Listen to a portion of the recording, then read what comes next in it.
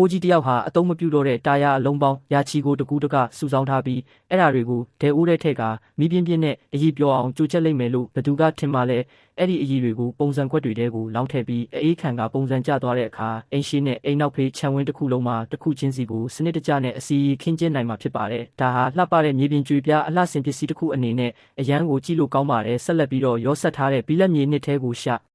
ဒေါ်ကျိုးတစ်ချောင်းစိန်လိုက်ပါတယ်ပြီးတော့အကောင့်အတိုင်းရှိနေတဲ့ပလတ်စတစ်ပုံးတစ်ပုံးကိုယူပြီးပုံးရဲ့အပြင်ဘက်တစ်ခုလုံးကိုအဲ့ဒီကျိုးနဲ့ပတ်လိုက်ပါတယ်ဘီလက်မြေတွေမာသွားတဲ့အခါပုံးကိုဖြည်းဖြည်းချင်းပြန်ထုတ်လိုက်ပြီးအဖြူရောင်ဘီလက်မြေလေးတုပ်လိုက်ပါတယ်ပြီးရင်တော့ပုံးထဲကိုမြေစီလွာတွေအပြည့်ထည့်လိုက်မယ်ဆိုရင်တော့ဒီလိုမျိုးထူးခြားဆန်းသစ်ပြီးလှပတဲ့ပန်းအိုးလေးတစ်လုံးကိုရရှိသွားမှာပဲဖြစ်ပါတယ်ဒါအပြင်ပလတ်စတစ်တစ်တာတွေကိုဖက်ပိုက်တွေကိုအပြည့်ထည့်ပြီးတော့အထဲကိုမြေစီလွာတွေထည့်လိုက်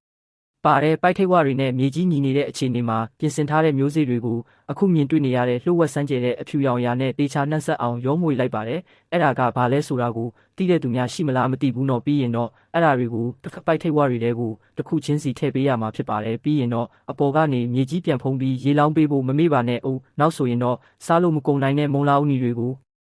ရရှိမှာဖြစ်ပြီးဒါဟာတကယ်ကိုလက်လက်ဆက်ဆက်ခံစားမှုကိုပေးစွမ်းနိုင်မှာပါ